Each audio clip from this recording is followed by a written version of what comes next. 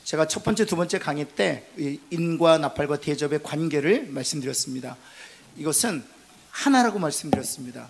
어떤 시간의 순서에 따라서 진행되는 재앙이 아니라 예수 그리스도의 초림과 재림 사이에 일어나는 전 재앙을 말씀드린다고 말씀드렸습니다. 한 가지 우리가 주목해야 될 것은 그 재앙이 더 넓어지고 더 깊어진다는 것이죠. 그래서 나선형 구조라고 말씀드렸었습니다.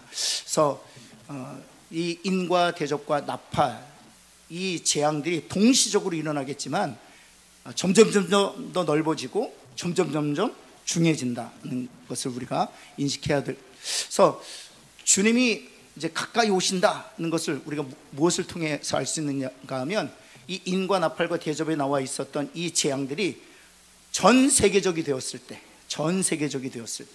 그리고 더 깊어졌을 때 주님이 머지않아 오시겠구나라고 징조로 우리가 알 수 있다는 것이죠.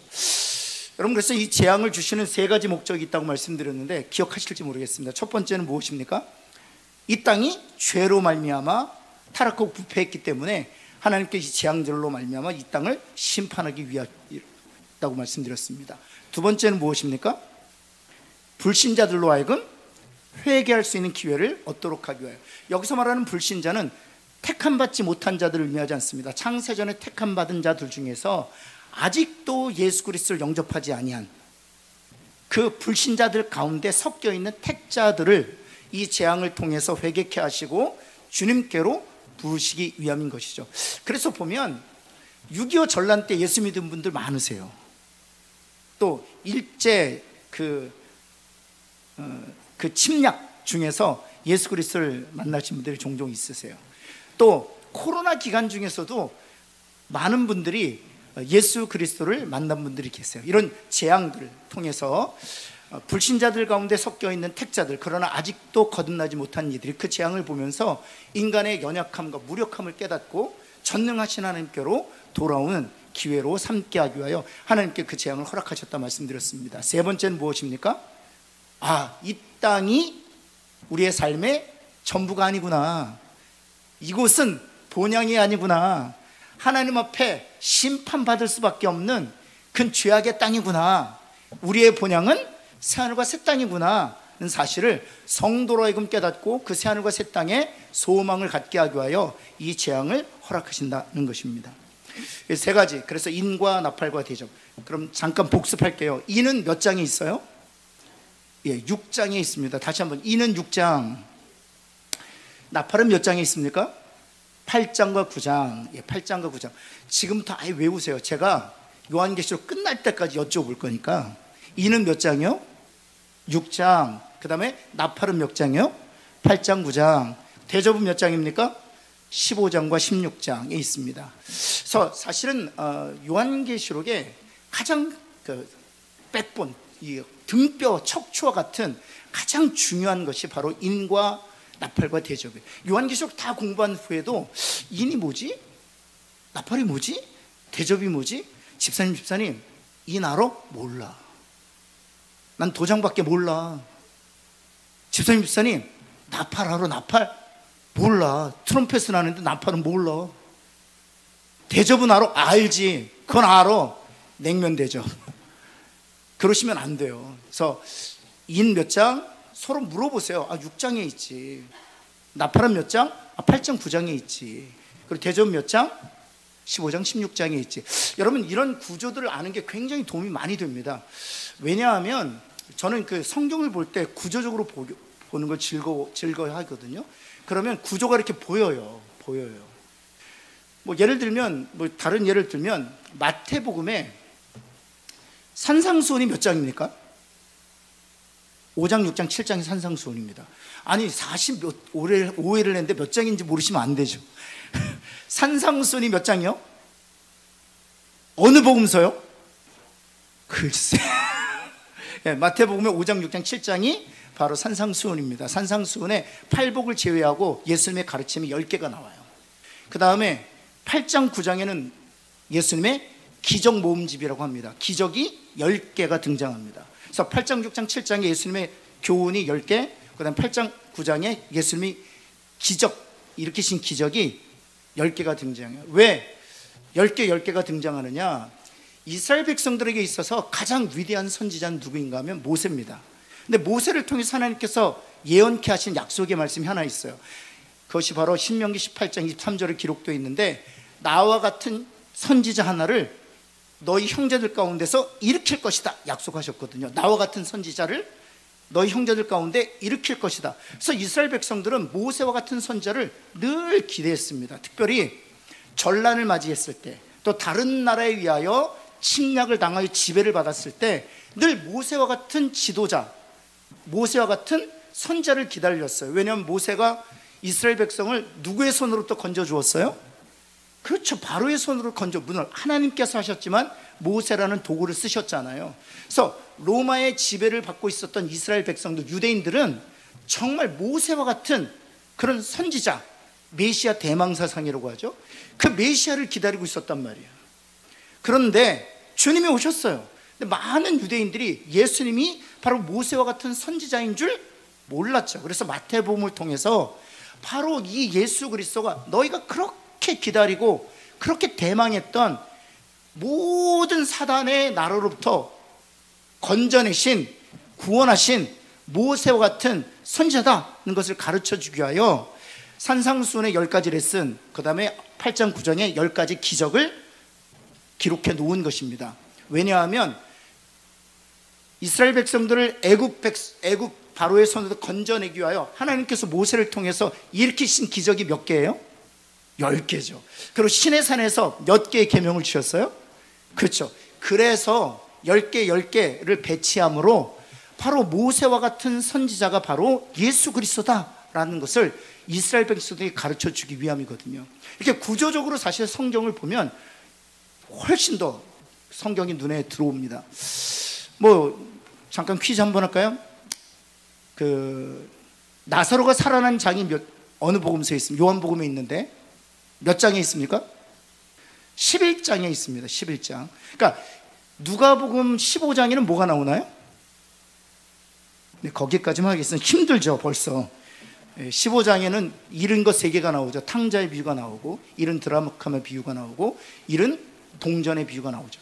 그러니까 이런 양의 비유가 나오죠. 그러니까 이렇게 몇 장 정도에 무엇이 있는지를 알면 훨씬 더 성경을 펼쳐서 볼 수가 있어요. 그래서 다시 한번 본론으로 돌아오면, 이는 몇 장이요? 그런 면에서 6장, 그 다음에 나팔은 몇 장이요? 8장 9장, 대접은 몇 장이요? 15장 16장. 그래서 근데 이 인과 나팔과 대접은 시간적 순서의 배열이 아니라 초림에서부터 재림까지 일어날 모든 재앙을 설명한다 말씀드렸습니다. 네, 그러면 오늘은 7인, 6장에 나오는 7인에 대해서 함께 나누도록 하겠습니다. 7인. 네, 첫 번째 인부터 한번 보시면은요, 한번 볼까요? 2절 우리 같이 한번 읽어볼까요? 시작. 내가 보니 흰말이 있는데 그 탄자가 활을 가졌고 면류관을 받고 나아가서 이기고 또 이기려고 하도다. 사도 요한이 내게 보이신 그 비전 가운데 첫 번째 인의 내용이에요. 무슨 말이 보였어요? 흰말이 보였어요. 그리고 그 흰말을 탄 자가 무엇을 손에 들고 있어요? 활을 들고 있어요. 그리고 그 머리에는 무슨 관을 썼어요? 면류관을 썼어요. 그리고 그가 이겼나요? 졌나요? 그리고 이기고 또 이겼다는 것입니다. 이것을 어떻게 설명할 수 있느냐 하면, 여기서 흰말이라고 얘기하는 것은 그 당시에 로마를 쳐들어왔던 유일한 민족이 하나 있었습니다. 여러분 그 프린트물을 보시면 이 흰말은 승리를 상징해요. 그리고 백마탄자도 승리를 상징하죠. 그런데 이 파르티안, 특별히 B번을 보시면 이 파르티안인들이 로마를 침공할 때 놀라운 것은 모든 기마병들이 흰말을 탔다는 사실입니다. 흰말을 타고 난공불락의 성인 로마를 격퇴했어요. 로마를 침략해 들어왔습니다. 그래서 흰말은 이런 전쟁을 상징하는 아주 중요한 상징이 되었습니다. 여러분 그 프린트물에 보면 그 파르티아인들이 탔던 그 흰말, 그리고 그 탄 자가 손에 무엇을 들고 있습니까? 활을 들고 있습니다. 혹시 여러분 중에 말 타실 수 있는 분 계시나요? 저도 못합니다. 말 타는 게 어렵죠. 근데 말을 타는데 활을 쏘면 어떨까요? 말을 타면 활을 쏘게 되면 고삐를 잡을 수 있을까 없을까요? 없어요. 그렇다면 말을 무엇으로 잡을까요? 안 타보셨는데 어떻게 하셔요? 맞아요. 이 허벅지로 말을 꽉 눌러야 돼요. 그래서 굉장히 말에 익숙한 훈련된 군사들이어야만 가능합니다. 근데 지금 여러분 프린트물에 제가 이렇게 조각상 하나를 넣어드렸는데 활을 쥔 사람이 앞을 보고 있나요? 뒤를 보고 있나요? 뒤를 보고 있습니다. 이 파르티아인들이 로마, 정말 그 당시에 가장 강력한 군대였던 로마군을 무찌를 수 있었던 것이 바로 이 말을 타는 기술 때문이었고요. 더 나아가서 말 위에서 활을 쏘는데 앞을 향해서 쏘는 것이 아니라, 앞을 향해 쏘는 것도 어려운데 말 탄 자세에서 고삐를 잡지 않고 이 허벅지 근육으로 말을 딱 붙잡고 있는 것도 쉽지 않은데, 그 위에서 앞을 향해서 활을 쏘는 것이 아니라 뒤를 향해서 활을 쏘는 것은 상당한 훈련을 한 군사들이죠. 이런 정병들을 파르티아인들이 가지고 있었기 때문에 난공불락성 로마를 격침할 수 있었습니다. 이와 똑같은 방식으로 전쟁을 치른 나라가 있어요. 그것이 바로 몽고입니다. 몽고가 전 유럽을 초토화시켰던 징기스칸으로 여러분 유명하죠. 그랬던 이유가 이 파르티아인들의 전쟁 방식을 그대로 답습니다. 역시 허벅지로 말을 조련하고 그 다음 활을 뒤로 쏠 수 있는 능력을 배양했기 때문에 전 세계를 제패했다는 것입니다. 이 정도 되면 요즘에는 원자탄, 그 다음 핵폭탄 가진 정도의 그런 군사력을 갖추고 있었다 해도 과언이 아닌 것이죠. 그래서 그들이 백마를 탔다는 사실이 중요하고요. 그리고 활을 가졌다는 사실이 또 중요합니다. 따라서 이 첫 번째인 무엇을 상징하느냐? 전쟁을 상징한다는 것입니다. 전쟁을 상징한다. 두 번째 인을 보시면 4절입니다. 이제 같이 한번 읽어볼까요? 시작. 말이 나오더라. 그 탄자가 허락을 받아서 땅에서 화평을 제하여 버리며 서로 죽이게 하고 또 큰 칼을 받았더라. 이제 무슨 말이 나왔어요? 벌써 붉은 말 하면 무엇에 아예 적셔진 말처럼 보여요? 그렇죠. 피에 완전히 적셔진 말처럼 보이죠. 그리고 그 탄자가 허락을 받아서 땅에서 무엇을 제하였다? 화평을 제하였다. 그리고 서로 죽이게 하고 큰 칼을 받았다. 이 자체로만 보아도 달리 해석이 필요 없죠. 이 붉은 말은 전쟁을 상징하는 것이 너무나도 분명하기 때문에 그렇습니다. 이와 같이 붉은 말은 살상을 의미하고요, 피 흘림이 의미합니다. 그리고 전쟁이 일어나면 화평이 사라지게 되지요.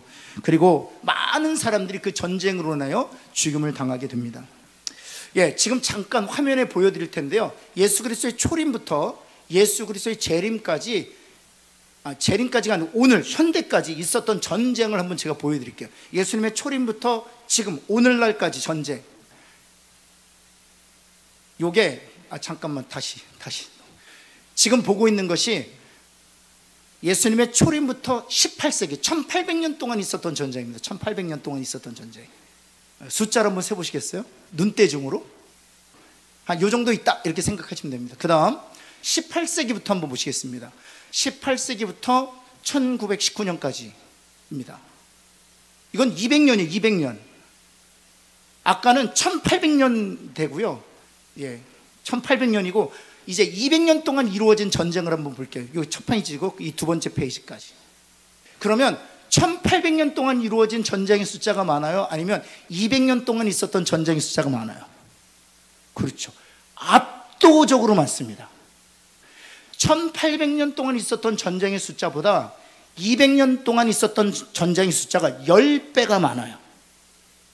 이것은 무엇을 얘기하는 것입니까? 그렇죠. 전쟁이 이 땅에 있게 되는데 점점점 강도가 어찌 되어진다? 세진다. 그리고 그 전쟁이 국지전이 아니라 이제는 전체 세계 대전으로 확대된다는 것입니다. 그것이 바로 이 인과 나팔과 대접을 통해서 우리 주님께서 사도행전을 통해 우리에게 가르치고자 하시는 내용이에요. 여러분, 지금도 우크라이나 러시아 전쟁 있잖아요. 몇만이 죽었을 것 같으세요? 지금 우리에게는 잘 보고가 되지 않는데 정확하게 몇만이 죽었을 것 같습니까? 지금 1년, 2년 정도 지금 전쟁을 치르고 있는데 정확하게 200만이 죽었습니다. 정확하게 200만이 죽었습니다. 약 1000만이 우크라이나를 떠났어요. 여러분, 이게 우리에게 지금 보고가 되지 않아요. 지금 이번 주에 신문에 난 것인데 우크라이나 군인들이 청년들이 모이는 곳을 급습해서 20대 30대 청년을 무작위로 잡아갔어요. 왜입니까? 전쟁 보내려고. 진짜 러시아 국민들 중에 20대부터 60대까지는 러시아를 탈출. 기회만 되면 러시아를 탈출하려고요. 러시아도 마찬가지고 우크라이나도 마찬가지입니다. 러시아는 군인들만 약 30만 명이 죽었다고 합니다. 군인들만. 그래서 일반 민간인까지 합해서 러시아와 우크라이나 전체 죽은 사람만 200만 명이 넘어요. 앞으로도 전쟁이 끝날 기미는 보이지 않습니다. 여러분, 지금 이스라엘과 하마스, 또 이스라엘과 헤즈볼라하고 지금 전쟁하고 있지 않습니까? 그런데 그 전쟁 때문에 미군이 항공모함 전단을 두 전단을 배치했어요. 하나는 지중해, 하나는 흑해 쪽에 두 전단을 배치했습니다. 그 이유는 확전되지 않게 하기 위하여. 왜냐하면 확전되면 제3차 세계대전으로 확산될 가능성이 있기 때문에 제가 일찍이도 말씀드렸지만 미군의 그 항공모함 전단은 우리나라 전체 전투력과 맞먹습니다. 우리 한국의 전투력과 육해공군 전력과 맞먹습니다. 그런데 그 전력을 두 개를 배치한 이유는 확전을 막기 위한 거예요. 그만큼 지금 굉장히 엄중한 상태에 놓여져 있다는 것이죠. 여러분, 앞으로 전쟁은 계속 일어나게 될 가능성이 있고요. 그것이 바로 요한계시록의 내용인 것이죠. 특별히 첫째인과 둘째인 전쟁이라는 사실입니다. 이제 셋째인 한번 볼까요? 셋째인 5절과 6절입니다. 같이 한번 읽어볼까요? 그래서 한번 따라해봐요. 전쟁이 있다고 해서 두려워하지 말자. 한번 할까요? 전쟁이 깊어질수록 하나님의 나라는 가까이 온다. 아멘? 여러분, 전쟁을 하는 이유가 무엇입니까? 탐욕 때문에 그렇습니다. 우리의 죄악 때문인 거예요. 여러분, 그러나 그 전쟁이 있다고 두려워할 것이 아니라 전쟁을 통해서 우리가 가져야 될 소망이 있다면 주님의 나라가 머지않았구나 라는 사실을 알아야 되는 것이죠. 세 번째인 5절과 6절 한번 같이 한번 읽겠습니다. 시작. 내가 보니 검은 말이 나오는데 그 탄 자가 손에, 첫 번째는 무슨 말이었어요? 흰말. 두 번째는요? 흰말과 전쟁은, 붉은 말은 무엇을 의미한다고요? 전쟁을 의미해요. 그러면 세 번째 말, 검은 말은 무엇을 의미하느냐? 그 탄 자가 손에 무엇을 가졌다고요? 저울을 가졌다고요. 그런데 그 다음 같이 한번 읽겠습니다. 그 저울을 언제 쓰느냐? 용도에 대해서 얘기하고 있죠. 시작. 한 데나리온의 밀 한 대요, 한 데나리온의 보리 석 대로다. 또 감람류와 포도주는 해치지 말라. 가운데 줄 한 데나리온의 밀 한 대다. 이것은 이미 아시는 분들 아시겠지만 8배 비싼 가격이에요. 한 데나리온 밀 한 대는 8배 비싼 가격이에요. 그리고 한 데나리온의 보리 석 대 16배 비싼 금액입니다. 다시 말해서 이 검은 말이란 기근을 상징한다. 왜냐하면 저울을 손에 들고 있고 그 다음 말도 되지 않는 인플레이션을 보여주고 있기 때문이죠. 우리 물가가 몇 배 올랐습니까? 우리 코로나19 이전과 코로나19 이후에 물가가 한 몇 배 정도 올랐어요? 한 몇 퍼센트, 물론 품목에 따라 좀 다르긴 하지만 전체적으로 여러분이 피부로 느낄 때 한 몇 배 정도 오르는 것 같아요? 2배 올랐나요? 그 정도 오른 것 같지는 않아요. 2배는 아닌 것 같아요. 제가 돼지국밥 먹어보니까 7,500원인데 지금 9,500원 올랐습니다. 그건 몇 배 오른 거예요? 그쵸, 한 25% 오른 거죠. 그쵸? 우리는 피부로 2배 올랐을 것이다 라고 생각하는, 2배 올랐으면 8,500원, 7,500원짜리가 얼마가 돼야 돼요? 15,000원이 돼야 돼요. 그러니까 15,000원이 되지는 않았으니까. 물론 품목에 따라서 차이는 있습니다. 요즘 배추 얼마인가요? 얼마 전에 한 포기에 9,800원이었는데 여전히 그렇습니까? 여전히 그래요. 올겨울엔 김치 먹기 글렀네요. 아니면 제가 아내랑 얘기해서 중국산 김치 사다 먹자. 예, 아직도 이게 내리지 않았군요. 시금치가 너무 비싸서 잡채에 시금치를 넣을 수 없다는 얘기를 제가 들었습니다. 예, 그렇죠? 그래서 잡채에 시금치 대신 깻잎 넣는다고 그러시더라고요. 같은 푸른색이니까 예, 그러시더라고요. 물론 품목에 따라 다르긴 하지만 전체적으로 물가는 한 30% 정도 오른 것 같습니다. 30%. 그래도 우리나라는 잘 방어하고 있는 것 같아요. 미국 같은 경우는 아들 얘기 들어보면 한 50%는 오른 것 같아요. 전체적으로 오른 것 같습니다. 왜냐하면 미국은 돈을 찍어내는 나라잖아요. 그래서 코로나 기간 중에 너무 많은 돈을 백성들에게 나누어 줬어요.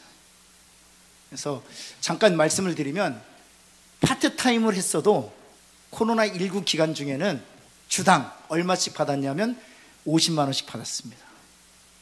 예, 파트타임을 했어도. 그래서 이런 이야기가 있었어요. 일하는 것보다 일하지 않는 것이 정부로부터 더 많은 지원금을 받는다 해서 코로나 기간 중에 폭작폭작 거리는 데가 있었대요. 골프장에 그렇게 사람들이 많았대요. 왜냐하면 일 안 하고 정부로부터 100만 원씩, 한 주에 100만 원씩 받아서 골프 치고 있었답니다. 그러니 너무 많은 돈이 풀리다 보니까 물가가 상승할 수밖에 없는 것이죠. 그래서 지금 미국 연방정부에서는 물가를 잡으려고 금리를 높이고 있죠. 은행으로 돈을 가져오기 위해서. 근데 잘 쉽게 잡히지 않는 것 같아요. 이런 인플레이션 현상들을 우리가 경험하게 된다는 것입니다. 지금 우리가 겪는 것은 사실 아무것도 아니에요. 아무것도 아니에요. 이 셋째 인에 비추어 보면 주님이 오실 것 같은데, 다른 징조들을 보면 주님이 이제 오실 것 같은데, 이 셋째 인에 비추어 보면 주님이 오실 날이 아직은 좀 먼 거 아닌가, 그런 생각도 듭니다. 네, 넷째 인 한번 볼까요? 넷째 인 한번 보겠습니다. 8절 우리 한번 같이 한번 읽겠습니다. 시작. 내가 봄에 청학새 말이 나오는데 그 탄자의 이름은 사망이니 음부가 그 뒤를 따르더라. 그들이 땅 4분의 1의 권세를 얻어 검과 흉년과 사망과 땅의 짐승들로서 죽이더라. 이제 첫 번째 인의 말의 색깔이 무엇이었습니까? 흰 말. 두 번째는요 붉은 말. 세 번째는요 검은 말. 첫 번째와 두 번째는 전쟁이라고 말씀드렸고요. 검은 말은 무엇을 뜻한다? 기근을 의미한다 말씀드렸어요. 물자가 부족해서 모든 물건이 인플레이션 현상, 품귀 현상을 겪게 된다는 것이었죠. 8절 한번 다시 본문을 띄워주시면요, 8절에는 무슨 말이라고 되어 있습니까? 청황색 말. 이 청황색은 어떤 물건의 색깔을 의미하는 걸까요? 전쟁과 기근에 대해서 얘기해 왔잖아요. 청황색이라면 어떤 것의 색깔을 의미하는 걸까요? 시신의 색깔이에요. 청황색은 시신의 색깔이에요. 그래서 그 탄자의 이름이 무엇이라고 되어 있습니까? 사망이라고 했던 거예요. 그래서 이 네 번째 인은 첫 번째 인과 두 번째 인과 세 번째 인과 또 다른 인이 아니라 첫 번째, 두 번째, 세 번째 인을 통해서 어떻게 된 상태가 된 자들 가리켜요? 죽은 사람들. 전쟁을 통해서 죽은 사람들, 기근을 통해서 죽은 사람들을 가르쳐요. 그래서 이 네 번째 인은 첫 번째, 두 번째, 세 번째 인을 포함하고 있습니다. 그래서 보면 사망인이 음부가 그 뒤를 따르더라. 그들이 여기서 중요한 것은 첫 번째 인과 두 번째 인과 세 번째 인을 포괄한다고 말씀드렸잖아요. 그래서 전쟁과 기근이 몇 분의 몇 채 권세를 얻는다고요? 3분의 1, 거기다 동그라미 3분의 1, 3분의 1. 이 전쟁이 3분의 1에 미치게 될 것이요, 기근도 역시 3분의 1에 미치게 될 것이라는 것입니다. 그래서 이제 정리하는 거예요. 같이 한번 검부터 한번 읽어볼까요? 시작. 검과 맨 밑에 검과 흉년과 시작. 검과 흉년과 사망 이렇게 되어 있죠. 검은 몇 번째 인과 몇 번째 인이에요? 그렇죠. 이러시기에요. 검은 몇 번째 인과 몇 번째 인이에요? 전쟁을 의미하는 것이기 때문에 첫 번째 인과 두 번째 인을 의미하죠. 흉년은 몇 번째 인을 의미해요? 세 번째 인을 의미하죠. 사망은 몇 번째 인을 의미해요? 네 번째. 그래서 네 번째 인은 첫 번째와 두 번째, 세 번째와 다른 인이 아니라 첫 번째, 두 번째, 세 번째를 포괄하고 있다는 것입니다. 그래서 네 번째 인을 통해서 전쟁으로 죽은 자들, 또 기근으로 죽은 자들 전체를 통칭한다. 그리고 이 첫 번째, 두 번째, 세 번째, 네 번째는 그래서 연결되어 있어요. 전쟁으로 말미암아 어떤 현상이 일어나게 될까요? 그렇죠. 물자가 풍부해지고 인플레이션이 나타나겠죠. 또 뿐만 아니라 마지막 이 세 번째 줄에 보면 검과 흉년과 사망과 라고 되어 있잖아요. 근데 이 사망이란 단어는 실은 플래규라고 해서 두 번째 사망, 이 8절에는 사망이 두 번 나오는데 첫 번째 사망은 말 그대로 사망이에요. 근데 두 번째 사망은 플래규라고 해서 전염병을 뜻하는 헬라어 단어입니다. 그 옆에다 밑줄 긋고 두 번째 검과 흉년과 사망할 때 그 사망 밑줄 긋고 거기다가 전염병 이렇게 써놓으시면 되겠습니다. 그래서 전염병을 통하여 나타나는 죽음을 의미하기도 하죠. 그래서 이제 첫 번째 인을 통해서 전체적인 그림을 그려주는 거예요. 전쟁과 기근과 전염병을 통하여 사람들이 3분의 1 죽게 될 것이다 하는 거예요. 한번 따라해 볼까요? 전쟁과 기근과 전염병을 통하여 3분의 1의 땅의 사람들이 죽게 된다. 이것이 바로 인의 내용이에요. 인의 내용. 예, 그래서 전쟁을 통해서 또 그 결과로 기근을 통해서 그 결과로 전염병을 통해 3분의 1이 죽게 된다는 것입니다. 그리고 서로 상관관계가 있죠. 전쟁이 일어나면 물자가 부족해져서 인플레이션 현상이 나타나고 또 전쟁이 일어나면 실은 제가 현역 출신이거든요. 많은 분들이 목사님 면제 받으셨어요. 뭐 이런 얘기를 하는데 제가 현역 출신입니다. 네, 열심히 그래서 전쟁사를 배워요. 그때 제가 깜짝 놀란 게 하나 있어요. 6.25 전쟁 때 많은 사람들이 죽었잖아요. 그런데 한 사람을 죽이기 위해서는 얼마나 많은 총알이 필요하냐면 한 가마니 총알이 필요하대요. 안 죽는다는 거예요. 총알로는 안 죽는다. 전쟁이 나도 총알로 죽는 사람은 없다. 대부분 군인들과 일반 시민들이 죽었던 주된 원인은 전염병이랍니다. 그러니까 전쟁과 전염병은 역시 연결돼 있어요. 그렇죠. 씻을 물도 없죠. 그리고 사실 끓인 물도 없어서 전염병이 창궐하게 되는 것이죠. 저희 아버님도 부산 분들에게 너무 감사하시대요. 왜요? 그랬더니 내가 부산 시민들 때문에 살았다 그러시더라고요. 저희 아버님이 평안도 사람이시잖아요. 그래서 일사후퇴 때 내려와서 부산에서 사셨어요. 그래서 부산에 어디에서 사셨냐 하면 저쪽 광복동에 가면 49계단 있잖아요. 그 근처에서 천막지구 사셨습니다. 그래서 오랫동안 사셨는데 부산 시민들이 자리 내어주고 부산 시민들이 밀가루 내어주고 그래서 목숨 부지하고 살았다고 말씀하시더라고요. 너는 부산에서 목숨을 바쳐라. 아버님께서 그런 얘기도 하셨는데 정말 고맙게 생각하세요. 그래서 여러분 그럼에도 불구하고 정말 저희 아버님 무슨 얘기를 하시냐면 주변에서 괴질, 지금으로 얘기하면 장티푸스, 이 괴질에 걸려서 돌아가신 분들이 굉장히 많답니다. 저희 아버님도 괴질에 걸려서 사실 이렇게 사람들이 살던 그 밖으로 아버님을 이렇게 거적대기 깔고 덮어주고 그랬대요. 저희 형님 때문에 살았대요. 아버님 형님 때문에 사셨대요. 그래서 이 괴질로 죽은 사람들이 더 많았다 그런 얘기를 하시더라고요. 네, 이게 연결되어 있다는 거 아시면 좋겠습니다. 전쟁과 기근과 전염병은 연결되어 있고 3분의 1이 사람들이 영향을 받는다는 것이죠. 그러면 표를 한번 보실까요? 표를 한번 보시면 등장 물을 보시면 좋겠습니다. 흰말, 그렇죠? 붉은 말, 검은 말, 청황말.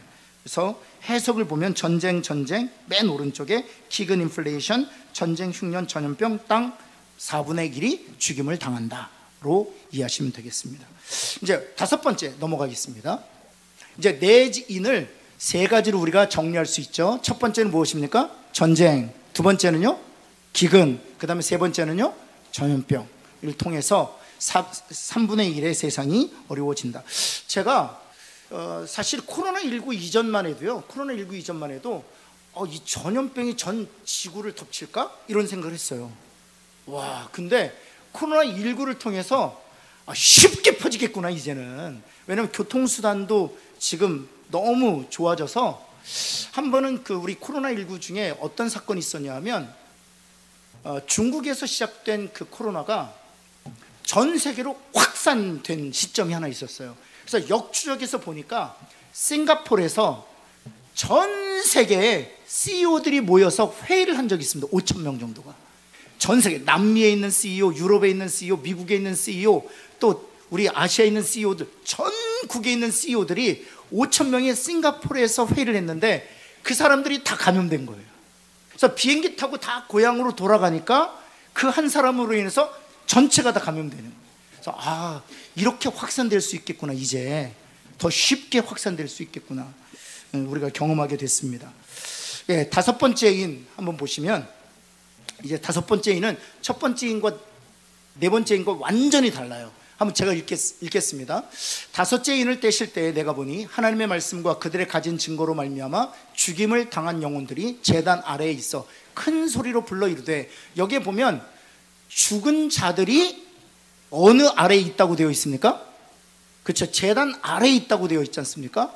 근데 이 죽은 자들이 무엇 때문에 죽었다고 되어 있습니까? 하나님의 말씀 때문에, 또한 그들이 가진 무엇 때문에? 증거 때문에 죽었다. 하나님의 말씀 때문에 죽은 사람들, 또 그들이 가지고 있었던 신앙적 증거 때문에 죽은 사람들은 우리가 무엇이라고 불러요? 순교자. 그렇죠. 순교자들이 어느 아래에 있다고요? 제단 아래에 있다는 것입니다. 왜 제단 아래에? 이건 하나님의 제단을 의미하는데, 왜 하나님의 제단을 의미하느냐? 우리가 구약시대에 보면 어린 양을 쪼개서 어디에다가 제사를 드려요? 제단 아래에 제사를 드리죠. 이 순교자들은 마치 하나님에게 드린 어린 양과 같다. 그래서 제단 아래에 있다는 것입니다. 그 다음에 큰 소리로 불러 이르되, 그 다음 같이 한번 읽어볼까요? 시작. 거룩하고 참되신 대주저요, 땅에 거하는 자들을, 그렇죠, 그들이 기도하고 있는 거예요. 땅에 거하는 자들을 어찌하여 달라고 기도합니까? 심판하여 달라고 누가 그렇게 기도한다는 거예요? 순교자들이 하나님의 제단 앞에서 이 땅에 거하는 자들을 위하여 심판하여 달라고 기도한다. 여러분, 그래서 여기 이 지점에서 우리가 생각해 볼 것이 있는데, 지금 인과 나팔과 대접은 우리가 일반적으로 그냥 재앙이라고만 생각해요. 그렇지 않습니다. 첫째부터 4번째에는 재앙이에요. 그러나 5번째에는 재앙이 아니라 순교자들의 하나님을 향한 청원 기도예요. 이 땅에 있는 자들, 특별히 그리스도인들의 피를 흘린 그 박해자들을 언제 심판하시겠습니까? 라고 기도하고 있다는 거예요. 그래서 계속해서 보면 우리 피를 갚아주지 아니하시기를 어느 때까지 하시려나이까 하니, 그 다음 같이 한번 읽어볼까요? 시작. 각각 그들에게 흰 두루마기를 주시며 이르시되, 아직 잠시 동안 쉬되 그들의 동무종들과 형제들도 자기처럼 죽임을 다하여 그 수가 차기까지 하라 하시도록. 여기 잠시 동안 쉬다 이렇게 되어 있잖아요. 나중에 잠깐 말씀드리지만 이 표현은 어떤 표현인가 하면 초림부터 재림 전체를 의미합니다. 여러분, 지금까지 예수님이 승천하신 다음 지금까지 한 몇 명 정도가 순교를 당했을까요? 이거는 데이터가 나와 있어요. 한 몇 명 정도가 순교를 당했을까요? 예수님의 12제자는 다 순교당했습니다. 베드로는 십자가에 거꾸로 못 박혀 순교를 당했고요. 야고보는 어떻게 순교를 당했냐 하면 톱으로 켜지를 당해서 순교를 당했습니다. 도마는 인도에 와서 복음 전하다가 순교당했습니다. 그래서 12명의 모든 제자들이 최초로 순교를 당했습니다. 우리가 잘 아는 것처럼 성경에 순교당한 인물이 등장하죠. 바울의 손에 의해서 순교당한 누구? 스데반이 순교를 당했죠. 크리스찬으로서는 최초의 순교자라고 할 수 있겠죠. 그 순교자로부터 시작해서 12제자를 관통해서 오늘날까지 몇 명이 순교를 당했을까요? 제 일전에 잠깐 말씀드린 적이 있는데 자그만치 6천만 명이 순교를 당했습니다. 여기 잠시 동안 휴대라고 얘기하는 것은 바로 하나님의 나라가 이 땅에 올 때까지 쉬라 하는 것입니다. 근데 왜 잠시 동안인가? 여러분 나중에 한번 살펴보겠지만 베드로 전서나 후서에 보면 이런 얘기가 하나님의 시간에 대해서 이렇게 설명합니다. 따라해 볼까요? 1000년이 하루 같고 하루가 1000년 같으니, 이게 하나님의 시간. 하나님에게 있어서 시간은 인간의 1000년이 며칠이라고요? 하루라고요. 근데 인간에 있어서 하루가 또 몇 년이라고요?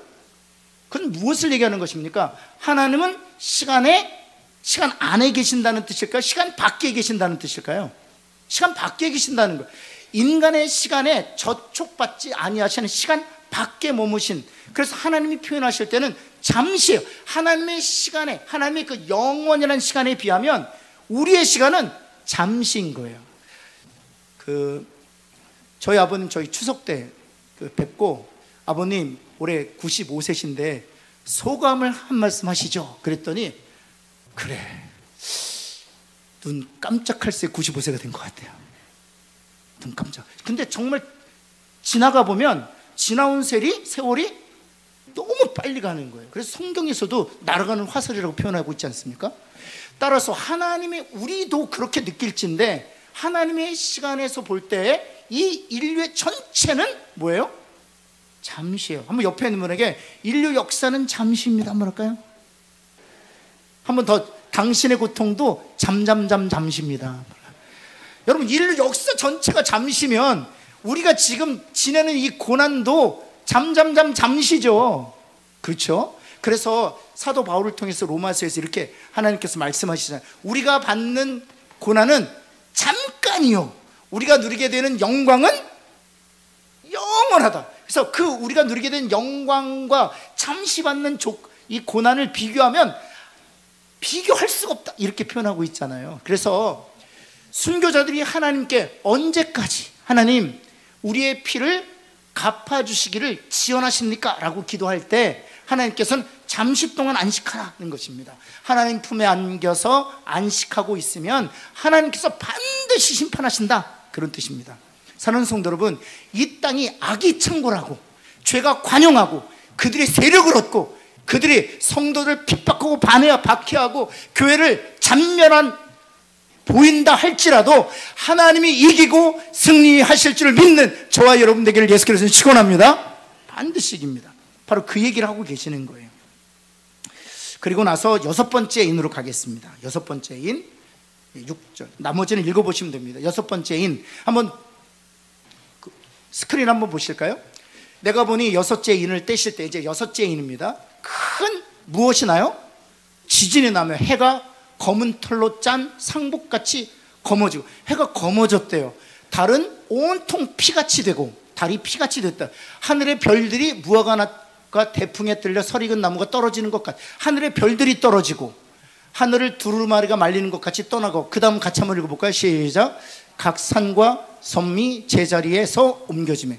무엇을 얘기하는 것입니까? 해는 검어지고 달은 붉어지고 별들은 떨어지고, 그리고 산과 섬들이 제 자리에서 어찌 되고, 이걸 가리켜서 천지격변이라고. 한번 따라해볼까요? 천지격변. 이 천지격변이 6번째 인에 나온다는 사실에 여러분 주의를 기울이셔야 돼요. 그래서 인과 나팔과 대접은 순서가 아니라고 말씀드리는 거예요. 이 6번째 인은 최후의 날을 의미해요. 최후의 날. 그래서 6번째 인에서 벌써 최후의 날을 얘기하고 있는데, 여러분 인과 나팔과 대접 중에 무엇이 제일 마지막? 이런 질문이 어디 있어요? 그렇죠? 인과 나팔과 대접 중에 무엇이 가장 마지막인가? 제가 질문해도 너무 한심한데 그래도 여러분이 이해를 해주세요.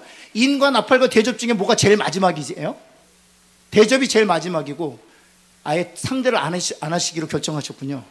그리고 일곱 번째 대접 중에 첫 번째부터 일곱 번째 대접인데 뭐가 가장 밑에 있어요? 일곱 번째 대접이죠. 그렇죠? 그런데 왜 제가 이 말씀을 드리느냐, 이 여섯 번째 인의 내용과 일곱 번째 대접의 내용이 정확하게 일치하다는 거예요. 한번 볼까요? 일곱 번째 대접 한번 볼까요? 계시록 16장 17절 20절 한번 보겠습니다. 이것은 같이 읽을게요. 여러분이 여섯 번째 인의 내용을 머리에 두죠. 큰 지진이 나서 해는 검어지고 달은 붉어지고, 그 다음 또 뭐예요? 하늘의 별들은 떨어지고 산과 섬은 제자리에서 움직인다. 천지격변이 일어나지 않습니까? 일곱 번째 대접 시작. 대절 공중에 쏟음에 또 지진이 있어 얼마 큰지 사람이 땅에 있어 온 이래로 이같이 큰 지진이 없었더라. 큰 성 바벨론이 맹렬한 진노의 포도전을 받음에 각 섬도 없어지고 산악도 간데 없더라. 일곱 번째 대접과 여섯 번째 인이 어떻게 돼요? 일치하고 있죠. 따라서 인과 나팔과 대접은 시간 순서에 따라서 일어나는 것이 아니라 이 땅에서 일어나게 될 모든 재앙을 주님이 요한을 통해서 알려주고 계시는 거예요. 그 강도의 차이가 있다는 것이죠. 그래서 여섯 번째 인과 일곱 번째 대접은 반복되고 있다는 것을 여러분이 아셔야 돼요. 그 다음 B번을 한번 보시면은요, 제가 한번 읽겠습니다. 프린트물 여러분 보시겠어요? 6번의 B번을 한번 보시면, 어린 양이 여섯 번째 인을 떼시니 우주적 붕괴가 시작된다. 본문에는 총담같이 검어지네, 떨어지는 별, 떠나가는 하늘, 자리를 옮기우는 산과 섬의 이야기가 나온다. 자연의 안정성들은 창조주이신 하나님의 사랑과 섭리를 나타낸다.